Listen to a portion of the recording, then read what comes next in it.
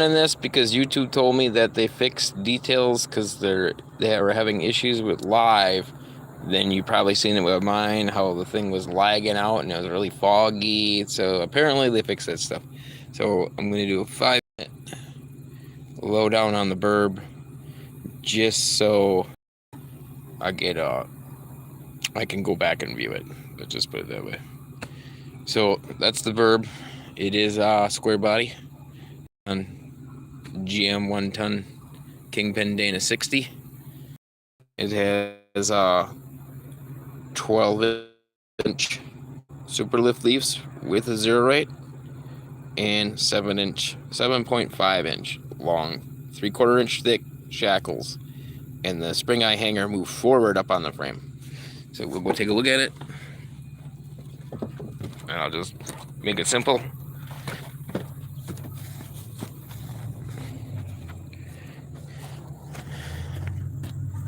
This shackle eye here, DIY 4x, it was right there, and I'll show you what it would have looked like.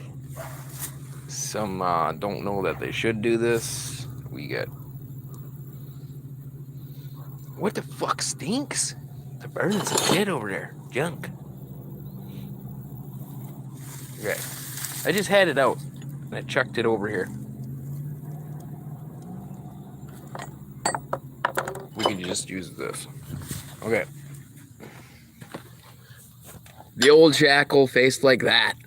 And if you just slapped your 12-inch lift on, you'd understand that the shackle faced like that. Altogether, when it's sitting that way, it's only going to go forward. It's not going to go, you know what I mean, backwards. So by moving it to this location, you get this type of swing out of it. No joke. I got a lot of travel out of that 12-inch leaf spring. People say these leaves don't flex, but you know what I mean? Look at how this works. You know what I mean? Well, you can't really, it's not bolted on, but it will swing just like that. Your factory location, it probably ain't gonna work. I don't have the other side welded in yet. But that's that. Oh, I already did one, and I'll just say it again. DIY 4x crossover, high steer, PSC ram, 8-inch stroke.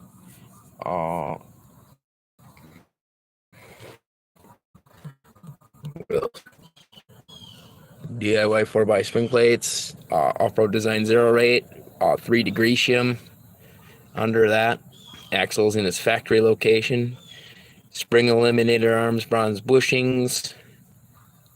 Strongly recommend that if you have death wobble, doing that, bronze bushings and kingpin eliminator arm, jam nut on it. Crappy 14-inch travel shocks that are gonna get thrown out. Crappy old rocks that go flat all the time. You see me air them up all the damn time. Really expensive beadlocks that have a lot of rock rash on them. Off-road design shackle flip, 4.5-inch shackle flip, and 6-inch super shackle. Modified 56 packs. I have a bunch of, I think I got videos on it. That hanger right there isn't off an 80s body or 81 and up bodies. That is off a 77 Chevy long wheelbase 3/4 ton.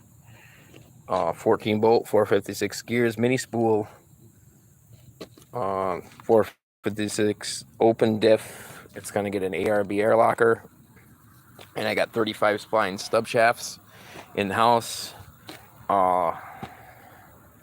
Probably a better, stronger U-joint and drive flanges on the front. I need to have a drive shaft made, long slip. Literally, it's gonna cost a lot of money to have that drive shaft made.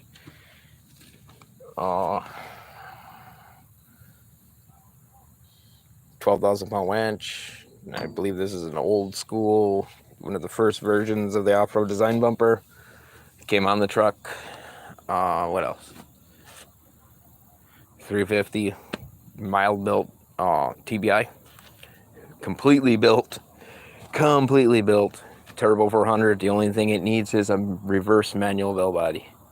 And this thing will fucking scoot. It's got a stall converter in it that it stays in first gear for quite the while until it decides to hit the correct RPM. Let's just put it that way. It bangs. So factory 208 transfer case that's gonna get thrown out whenever I destroy it. It's gonna get Midnight Metal Works, I think it's called.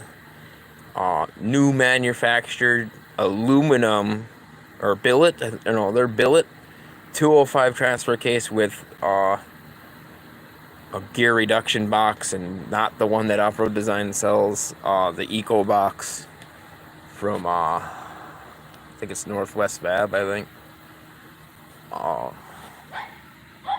If not I don't really want to put a heavy ass 203, 205 doubler in it, because the new transfer cases, you get more gearing out of it and on the reduction box. Gonna probably get rid of the 60 when I get monetized and make enough money for a 14 bolt crane with leaf springs run under it and 40 spline shafts on it. It's gonna have the same side to side on it, but the case will be kicked over so I can put a leaf spring perch right where that spot is at, and it'll retain these steering arms and those leaf springs. If not, Elcon orbitize, because I'm having issues with those bushings. They're old bushings and they need to be replaced. As you can see, this is what came out of it for the bushing for that side, and I am having problems with it. The guy said it got a little close to the when I went and bought him, he's like, yeah. I'm like, what's the deal with the bushing? Because I thought it was tweaked. He's like, oh, it got a little close to the exhaust. And obviously, it on a square body gets close to the exhaust. And his was on a solid axle conversion kit. OBS 90s body something, whatever it was. It's for sale on Marketplace. It's got Rockwells under it right now. And you need like pretty much a whole bunch of front Rockwell parts. The rear's completely fine, and it's got a lot of lift to it, and comes with 44s. Believe that or not, but that's just a lowdown. We'll see if we can match it up to 8, and then I'll cut it off. And these, if people come in and jump in and watch these actually help my watch time hours, if you haven't figured that out. So that's why I do a lot of lives right now. And I basically was pissed off because I wasn't getting the quality. You know what I mean? Yeah, I record something, looking at it through my screen, it looks fine. But then I go back and watch it, and it's like, what the hell? You know what I mean? This is like really bad and distorted. I think it's actually embarrassing on my part. So if you understand what I mean, this is just the Burb. It is, you know what I mean?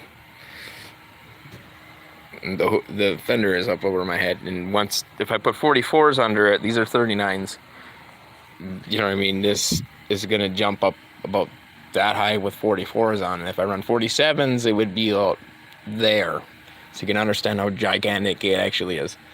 I had a Burb come in today that had a 6-inch lift on it, and it's kind of makes that truck with the 6-inch lift look stock. But these are the parts I use, and if they don't have it, I automatically go to Ballistic Fab. It's just the alternate, and maybe a couple other brands I will use if I need them, if I can. Probably the Panhard bar is, if he can make me a Panhard bar, I haven't discussed it with him, then he will. He doesn't have that on his website, and it would be like completely custom, where it's got to be like I don't know how I'm gonna do it, but it might be up tight to where the shock mount is, and then kick over right here, and then I'm gonna have to cut the bolts down, obviously. But that's a brand new U-bolt, and I don't want to mess with it, and I'm sick of buying U-bolts for a Dana 60. So it goes up over, yeah. And this bolt is different, you know what I mean? 10 bolt came out. This U-bolt is not the same as those U-bolts. I got 10 bolt ones that'll work on that side. This one has its own size to it, and the 14 bolt one is not the same. And then I run bolts instead of studs. It's the easiest way about it. But I got pizza coming. We're at 10. Thanks for watching.